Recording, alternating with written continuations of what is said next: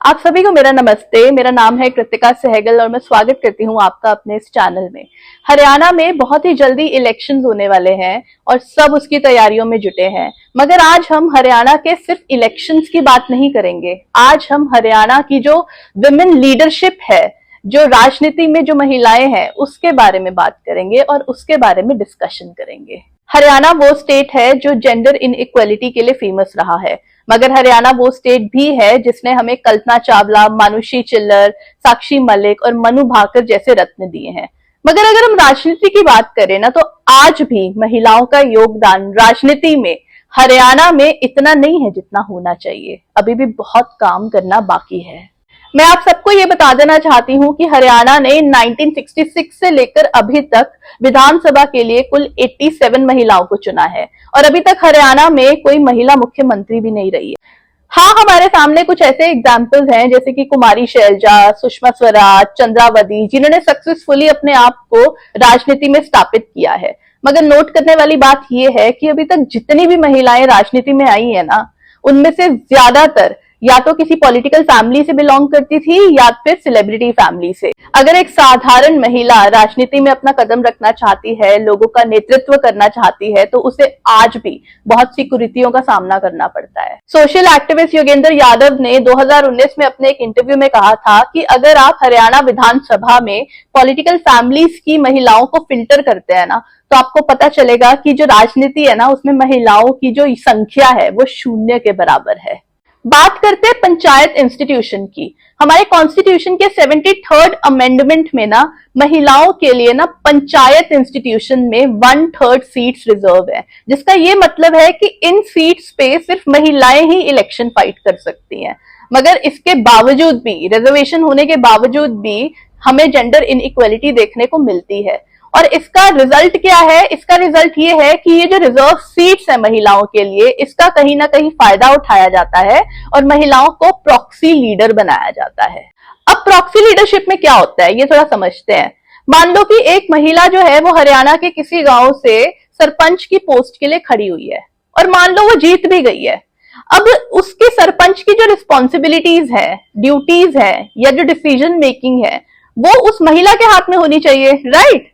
मगर वो उस महिला के हाथ में नहीं होती है। उस महिला को तो घर पे बिठा दिया जाता है ये कह के कि तुम्हें कुछ नहीं आता है, और उसको ट्रेनिंग नहीं दी जाती है। उसके बदले में जो उसके मेल काउंटर पार्ट है, वो सारी डिसीजन मेकिंग जो है वो उसके हाथ में होती है। अभी मेल काउंटर पार्ट जो है, ये कोई भी हो सकता है। ये उस महिला का पति भी हो सकता है, ये उस महिला का कोई मेल रिलेटिव भी हो सकता है। इसके लिए एक टर्म यूज की जाती है, सरपंच पति या सरपंच प्रतिनिधि। आप समझे?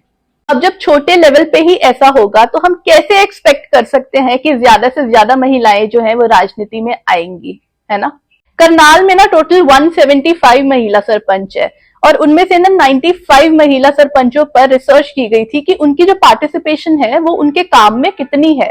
और उनमें से 16 महिला सरपंचों ने ये बताया था कि उन्होंने आज तक अपने टेन्योर में ग्राम सभा तक नहीं बुलाई है। जितनी भी मीटिंग्स होती हैं, जितनी भी इंटरेक्शंस होते हैं, वो उनके मेल काउंटर पार्ट्स करते हैं। अब ये तो होगी गांव की बात। गांव में चलो हम 1 मिनट के लिए मान भी लेते हैं कि महिलाएं इतनी पढ़ी लिखी नहीं होती हैं या उनको प्रॉपर ट्रेनिंग नहीं दी जाती है या फिर उनका जो घर है वो उनकी प्रायोरिटी होती है। और यही फैक्टर्स हैं जनरली जिनकी वजह से महिलाओं को आगे बढ़ने नहीं दिया जाता है। मगर शॉकिंग बात यह है कि हरियाणा के 47 विधानसभा क्षेत्रों में से, जिसमें गुड़गांव और फरीदाबाद जैसे शहरी क्षेत्र भी आते हैं, उन्होंने आज तक किसी महिला विधायक को चुना नहीं है। और नेशनल लेवल पे तो सिचुएशन इससे भी ज्यादा खराब है।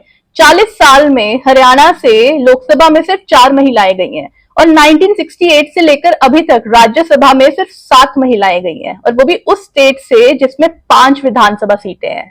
महिला सर्वखाप महापंचायत के नेशनल प्रेसिडेंट प्रोफेसर संतोष दहिया ने अपने एक इंटरव्यू में बताया था कि हरियाणा आज भी जेंडर बायस जैसी समस्या से जूझ रहा है।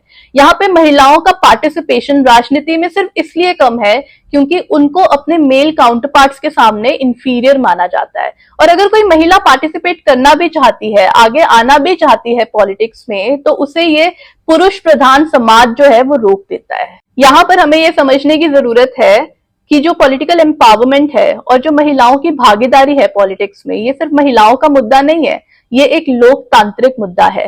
कोई भी राष्ट्र महिलाओं की मजबूत भागीदारी के बिना समृद्ध हो ही नहीं सकता।